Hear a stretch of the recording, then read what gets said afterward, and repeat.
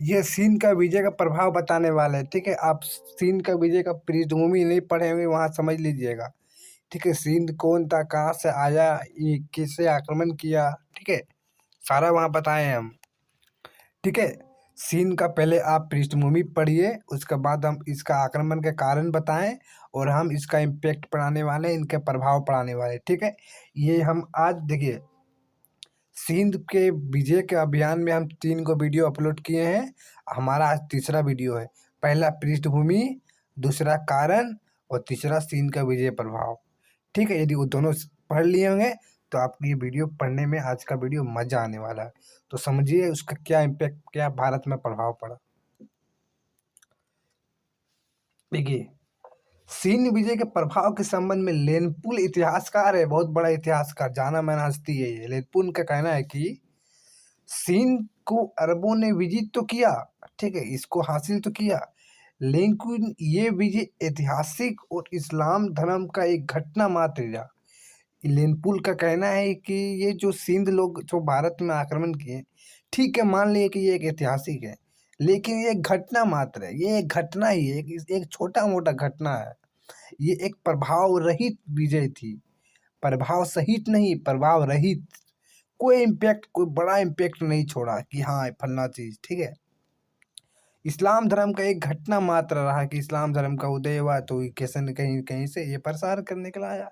छोटा मोटा, कहने का तात्पर्य छोटा मोटा ये आक्रमण था। किसका कहना है? लेनपुल का कहना है, ठीक है। तो स्टेटमेंट समझ गए लेनपुल का।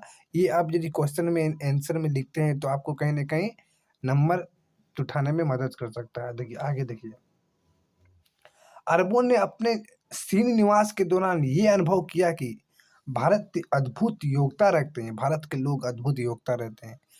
कौन महसूस किया, कौन सहानुभूति लिया? ये सिंध के निवासी लोग का कहना है। भारतीयों को प्रभावित करने के स्थान पर अरब निवासी खुद इनसे प्रभावित हुए। कहने का तात्पर्य है कि जो अरब लोग भारत में आए थे, उनका उनका सोचना था कि हम लोग जाएंगे तो हमसे प्रभावित होंगे भारत के लोग, लेकिन ऐसा नहीं हुआ, इसका विपरीत उल्टा हुआ। अरब लोग भारत आए, अरब लोग ही हम लोग से प्रभावित हो गए, क्योंकि हम लोग का जो रहन सहन, भाषा, बोली, ठीक है, जो था वो अलग था, थोड़ा हट के था। तो वो हमसे क्या प्रभावित हुआ? तो हम ही से प्रभावित होने लगा, ठीक है, भारत के लोग ही से प्रभावित हुआ। वो का हम लोग से प्रभावित करेगा, हम लोग ही से हो गया, उल्टा हो गया, ठीक है, कहने का तात्पर्य है। देखिए नेक्स्ट, देखिए क्या हुआ।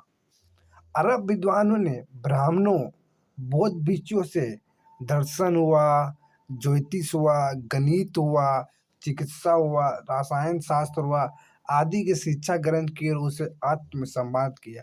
जो अरब विद्वान लोग आए थे, बड़ा विद्वान का ही बोले, ठीक है, ब्राह्मण भिक्षु, तभी जानबे करते थे आप, पूरा फेमस फेमस ब्राह्मण बौद्ध रहते, भिक्षु रहते थे। उससे दर्शन लिया, ज्योतिष सीखा, गणित सीखा, चिकित्सा, रसायन शास्त्र आदि की शिक्षा ग्रहण किया और उसे आत्मसम्मान किया, ठीक है। कहीं ना कहीं इम्पैक्ट पड़ा होगा भारत में।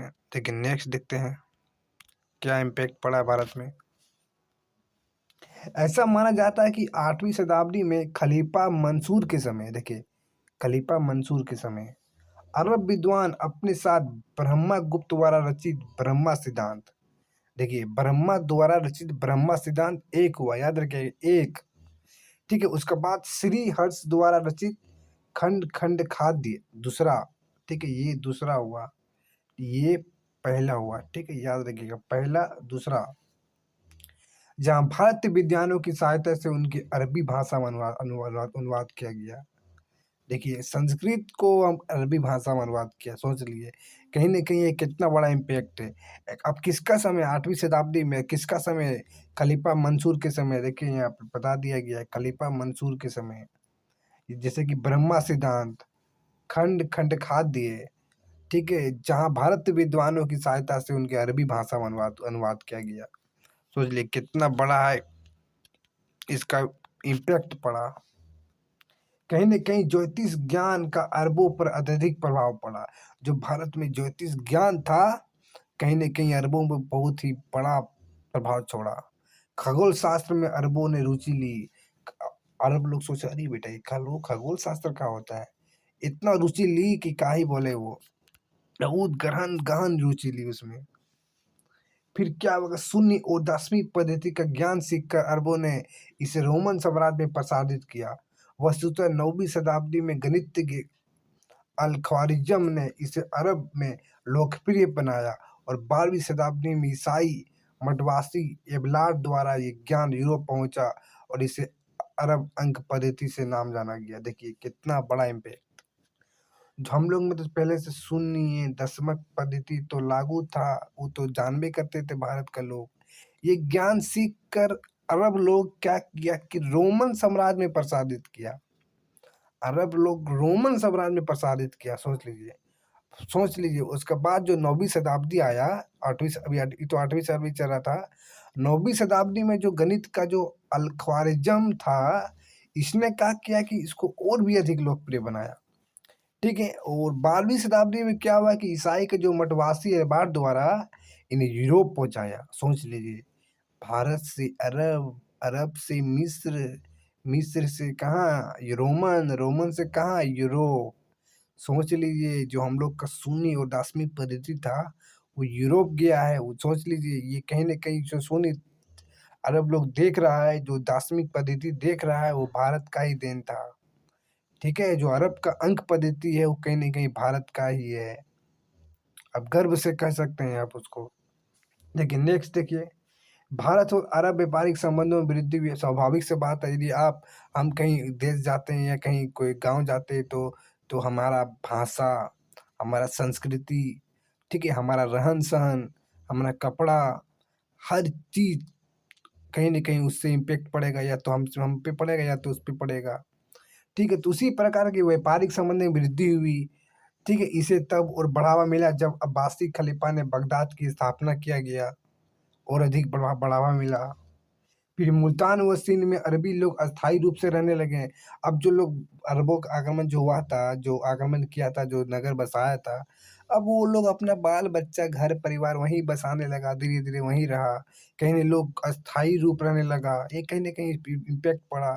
फिर कहीं देखिए, फिर एक करमतिया नामक एक नए संप्रदाय का उदय हुआ। कहीं न कहीं एक बड़ा इम्पैक्ट पड़ा। करमतिया नामक एक नई संप्रदाय का उत्पन्न हुआ, एक संप्रदाय का उदय हुआ। ठीक है। आगे देखिए। ठीक है। नोट में अरबों को ये श्रेय दिया जाता है कि उसने चीन के द्वारा अस्वीकृत कागज, कंपास, जैसे कुतुबनुमा हुआ, दिक्सूचक हुआ, छपाई खाना, बारूद आदि का ज्ञान यूरोप पहुंचाया। ठीक है। ये नहीं था यूरोप में, ये अरबों के द्वारा ही पहुंचाया गया। जो कि ये जो चीन था वो तो एशिया में था, कहीं न कहीं एशिया से यूरोप गया। ठीक है।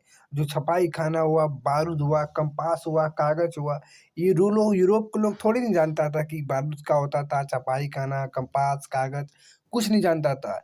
ये सब गया है चीन द्वारा, और किनके द्वारा, तो अरबों के द्वारा। सोच लीजिए यार कितने इम्पोर्टेंट था। ठीक है। आगे देखिए, मंदिरों के जो मंडप का बुर्ज जो बना हुआ करता था, बुर्ज को उन्होंने मस्जिदों और मकबरों का बुर्ज बनाकर अपनी भारत की कला का अनुसरण किया। ठीक है। जो मस्जिद, जो मकबरों का बुर्ज हुआ करता था, उनको भारत की कला का अनुसरण किया। और मस्जिदों में प्रार्थना के गलीचे के नुकीली घुमाव, मस्जिदों में प्रार्थना के गलीचे को नुकीली घुमाव जो हुआ करता था मस्जिदों में, जो नुकीली ऐसे करके हुआ करता था नुकीली ने, और इसी को बोल रहे हैं मेहराब।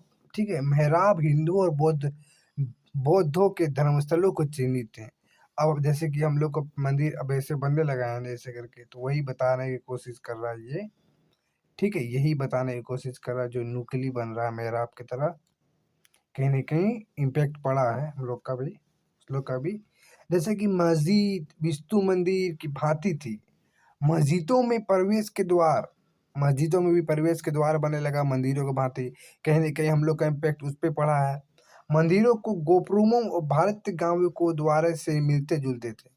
भारतीय गांवों के द्वारा मिलते थे। मतलब समझे, जो मस्जिद का प्रवेश द्वार था, जो आने-जाने का जो रास्ता था मस्जिद के अंदर, वो कहीं न कहीं भारत के गाँव के द्वारा जो प्रवेश द्वार हुआ करता था, उनके तरह मिलता-जुलता था। मस्जिदों के मीनारें भारत के विजय स्तंभों की नकल थी। कहीं न कहीं मस्जिदों के जो मीनार बनाया जाता था, वो भारत के विजय स्तंभों के ही नकल थी। अभी भी देखिएगा, आप देख सकते हैं मिलता-जुलता, ठीक है? लेकिन निष्कर्ष क्या निकलता है? तमाम विशेषताओं के बावजूद ये पूर्णतः खारिज कर देने की अरबों के सीन के विजय पूर्णतः प्रभाव रहित थी। उचित नहीं है। हमें ये स्वीकार करना होगा कि अरब आक्रमण से भारत का इस्लाम धर्म का बीजारोपण हुआ। अब देखिए, भारत में इस्लाम धर्म का सबसे इम्पोर्टेंट जो बीज गाड़ने का जो काम किया था वो अरब ही किया था। सिंध में अत्यधिक संख्या में लोगों का धर्म परिवर्तन करके मुसलमान बनाया गया। देखें टर्निंग पॉइंट, अब समझ में आया कितना बड़ा इम्पैक्ट पड़ा। ठीक है, यदि वीडियो में मज़ा नहीं आया होगा तो क्या ही बोले। ठीक है, यदि वीडियो अच्छा लगा होगा तो शेयर कर दीजिएगा, ठीक है। हम स्पेशल बताएं क्या है अरबों का जो इम्पैक्ट पड़ा था, को प्रभाव पड़ा था भारत में, वो बताएं। ठीक है, जैसे कि ये हम बता देते हैं, जो अब कागज, कंपास, छपाई खाना, बारूद जो देख रहे हैं, वो यूरोप लोग जान में नहीं करता था कि छपाई खाना, बारूद, कागज, कंपास का हुआ करता था। ये लोग अरबों के द्वारा ही पता चला इन लोगों को। सोच लीजिए कहाँ था यूरोप, अभी देखिए यूरोप कहाँ है हम लोग का।